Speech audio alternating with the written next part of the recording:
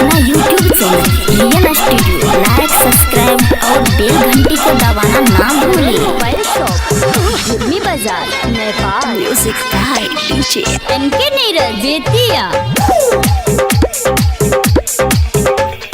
पिया कहे तू मनत नइखे आई नवरात जाई मेला देखे। पिया कहे तू मनत नइखे आई नवरात जाई मेला देखे। तू धला गारी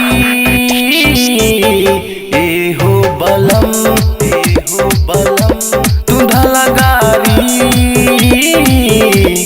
ए हो सजन। पिया कहे तू मनत नइखे आई नवरात जाई मेला देखे। पिया कहे तू मनत नइखे आई नवरात जाई मेला देखे। तू धला गारी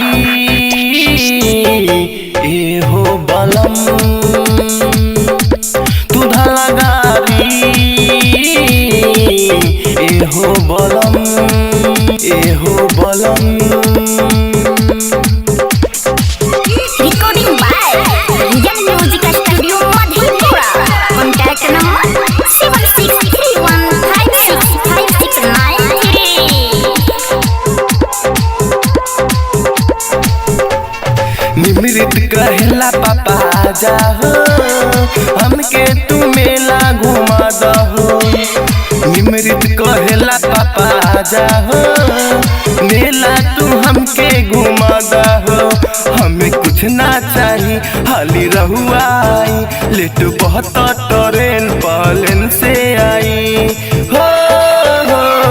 आज नवरात्र पहला थे हो अब बच गइल दिन आठे हो। आज बा नवरात्र पहला थे हो अब बच गइल दिन आठे हो।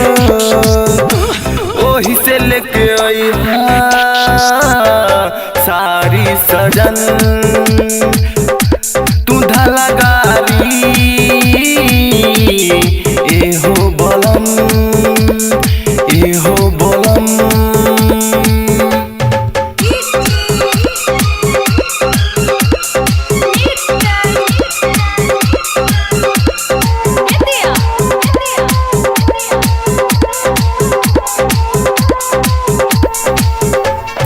सुना राधे श्याम सैया हो परतानी तोरो हम पैया हो।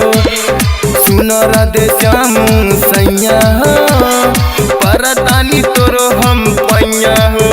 कहे छोटू नंदन सुना ए हो सजन रहे भक्ति में उत 9 दिन मगन हो। करमाई के सब नमन हो चुनरी चढ़ाई सजन हो। करमाई के सब नमन हो चुनरी चढ़ाई सजन हो। तू धला गारी ए हो बलम तू धला गारी ए हो सजन। तू धला गारी ए हो बलम।